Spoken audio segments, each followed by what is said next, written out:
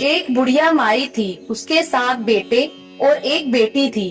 बेटी की शादी हो चुकी थी। जब भी उसके बेटे की शादी होती, फेरों के समय एक नाग आता और उसके बेटे को डस लेता था। बेटे की वही मृत्यु हो जाती और बहू विधवा। इस तरह उसके 6 बेटे मर गए। 7वें की शादी होनी बाकी थी। इस तरह अपने बेटों के मर जाने के दुख से बूढ़ी माई रो रो के अंधी हो गई थी। भाई दूज आने को हुई तो भाई ने कहा कि मैं बहन से तिलक कराने जाऊंगा। माँ ने कहा ठीक है। उधर जब बहन को पता चला कि उसका भाई आ रहा है तो वह खुशी से पागल होकर पड़ोसन के घर गई और पूछने लगी कि जब बहुत प्यारा भाई घर आए तो क्या करना चाहिए। पड़ोसन उसकी खुशी को देखकर जल भुन गई और कह दिया कि दूध से रसोई लेप, घी में चावल पका। बहन ने ऐसा ही किया। उधर भाई जब बहन के घर जा रहा था तो उसे रास्ते में सांप मिला। सांप उसे डसने को हुआ। भाई बोला, तुम मुझे क्यों डस रहे हो? सांप बोला, मैं तुम्हारा काल हूँ और मुझे तुमको डसना है। भाई बोला, मेरी बहन मेरा इंतजार कर रही है। मैं जब तिलक करा के वापस लौटूंगा तब मुझे तुम डस लेना। सांप ने कहा, भला आज तक कोई अपनी मौत के लिए लौट के आया है जो तुम आओगे? भाई ने कहा, अगर तुझे यकीन नहीं है तो तू मेरे झोले में बैठ जा। जब मैं अपनी बहन के तिलक कर लूं तब तू मुझे डस लेना। सांप ने ऐसा ही किया। भाई बहन के घर पहुंच गया। दोनों बड़े खुश हुए। भाई बोला, बहन जल्दी से खाना दे, बड़ी भूख लगी है। बहन क्या करे, ना तो दूध की रसोई सूखे ना ही घी में चावल पके। भाई ने पूछा, बहन इतनी देर क्यों लग रही है, तू क्या पका रही है? तब बहन ने बताया कि ऐसे ऐसे किया है। भाई बोला, हे पगली, कहीं घी में भी चावल पके हैं या दूध से कोई रसोई लीपे हैं? गोबर से रसोई लीप, दूध में चावल पका। बहन ने ऐसा ही किया। खाना खा के भाई को बहुत जोर से नींद आने लगी। इतने में बहन के बच्चे आ गए। बोले, मामा मामा हमारे लिए क्या लाए हो? भाई बोला, मैं तो कुछ नहीं लाया।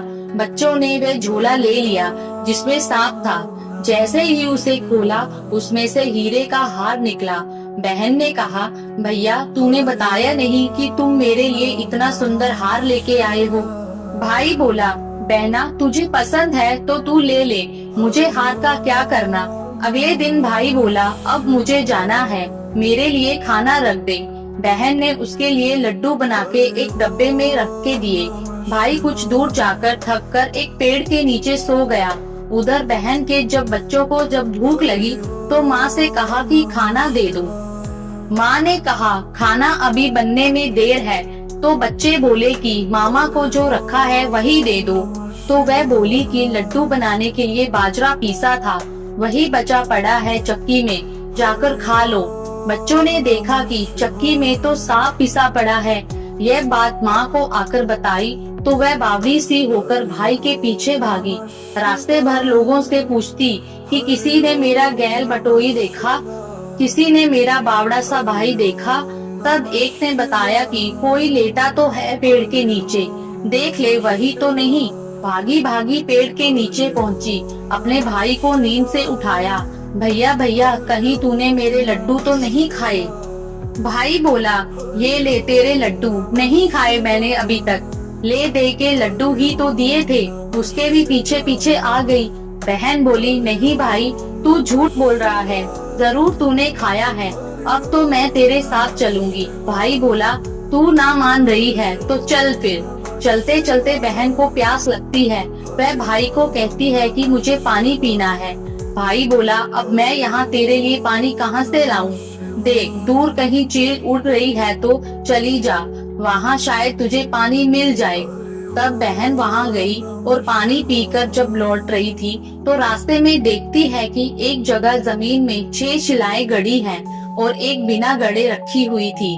उसने एक बुढ़िया से पूछा कि ये शिलाएं कैसी हैं? उस बुढ़िया ने बताया कि एक बुढ़िया है, उसके 7 बेटे थे। 6 बेटे तो शादी के मंडप में ही मर चुके हैं, तो उनके नाम की ये 6 शिलाएं जमीन में गड़ी हैं। अभी 7वें की शादी होनी बाकी है। जब उसकी शादी होगी तो वह भी मंडप में ही मर जाएगा, तब यह 7वीं शिला भी जमीन में गड़ जाएगी। ये सुनकर बहन समझ गई कि ये सिलाएं किसी और की नहीं बल्कि उसके भाइयों के नाम की है। उसने उस बुढ़िया से अपने सातवें भाई को बचाने का उपाय पूछा। बुढ़िया ने उसे बतला दिया कि वह अपने सातवें भाई को कैसे बचा सकती है। सब जानकर वह वहाँ से अपने बाल खुले करके पागलों की तरह अपने भाई को गालियाँ देती हुई चली। भाई के पास आकर बोलने लगी, तू तो जलेगा, कुटेगा, मरेगा। भाई उसके ऐसे व्यवहार को देखकर चौंक गया, पर उसे कुछ समझ नहीं आया। इसी तरह दोनों भाई बहन माँ के घर पहुँच गए। थोड़े समय के बाद भाई के लिए सगाई आने लगी। उसकी शादी तय हो गई। जब भाई को सेहरा पहनाने लगे तो वह बोली, इसको क्यों सेहरा बंधेगा? सेहरा तो मैं पहनूंगी, ये तो जलेगा, मरेगा। सब लोगों ने परेशान होकर सेहरा बहन को दे दिया। बहन ने देखा उसमें कलंगी की जगह सांप का बच्चा था। बहन ने उसे निकाल के फेंक दिया। जब भाई घोड़ी चढ़ने लगा तो बहन फिर बोली, ये घोड़ी पर क्यों चढ़ेगा? घोड़ी पर तो मैं बैठूंगी, ये तो जलेगा, कटेगा, इसकी लाश को चील कौवे खाएंगे। सब लोग बहुत परेशान। सब ने उसे घोड़ी पर भी चढ़ने दिया। जब बारात चलने को हुई तो तब बहन बोली, ये क्यों दरवाजे से निकलेगा? ये तो पीछे के रास्ते से जाएगा। दरवाजे से तो मैं निकलूंगी। जब वह दरवाजे के नीचे से जा रही थी तो दरवाजा अचानक से गिरने लगा। बहन ने एक ईंट उठाकर अपनी चुनरी में रख ली। दरवाजा वही के वही रुक गया। सब लोगों को बड़ा अचंभा हुआ।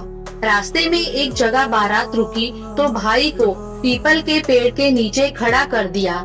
बहन कहने लगी, ये क्यों छाव में खड़ा होगा? ये तो धूप में खड़ा होगा। छाव में तो मैं खड़ी रहूंगी। जैसे ही वह पेड़ के नीचे खड़ी हुई, पेड़ गिरने लगा। बहन ने एक पत्ता तोड़कर अपनी चुनरी में रख लिया। पेड़ वहीं के वहीं रुक गया। अब तो सबको विश्वास हो गया कि ये बावली कोई जादू टोना सीखकर आई है, जो बार बार अपने भाई की रक्षा कर रही है। ऐसे करते करते फेरों का समय आ गया।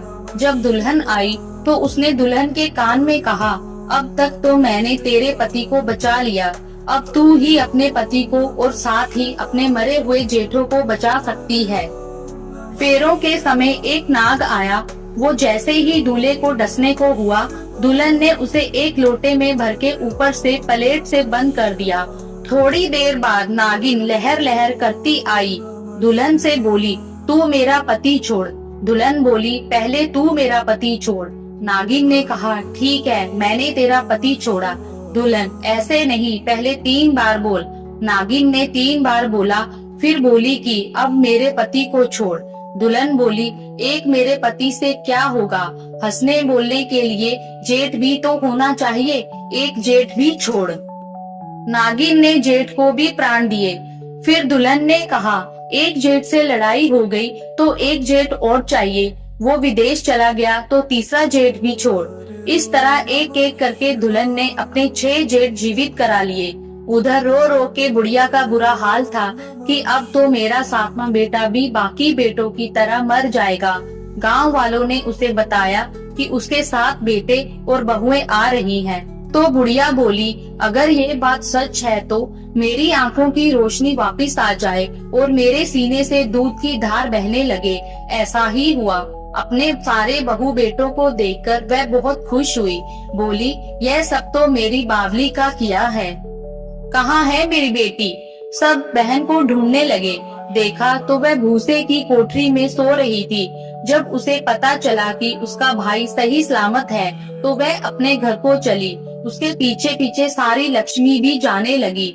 बुढ़िया ने कहा, बेटी पीछे मुड़ के देख, तू सारी लक्ष्मी ले जाएगी तो तेरे भाई भाभी क्या खाएंगे? तब बहन ने पीछे मुड़ के देखा और कहा, जो माँ ने अपने हाथों से दिया वह मेरे साथ चले, बाद वाला भाई भाभी के पास रहे। इस तरह एक बहन ने अपनी भाई की रक्षा की। आप सभी को भाई दूज की हार्दिक शुभकामनाएं। दोस्तों, अगर आपको ये कहानी अच्छी लगी तो चैनल को सब्सक्राइब जरूर करें और वीडियो को लाइक करें। धन्यवाद।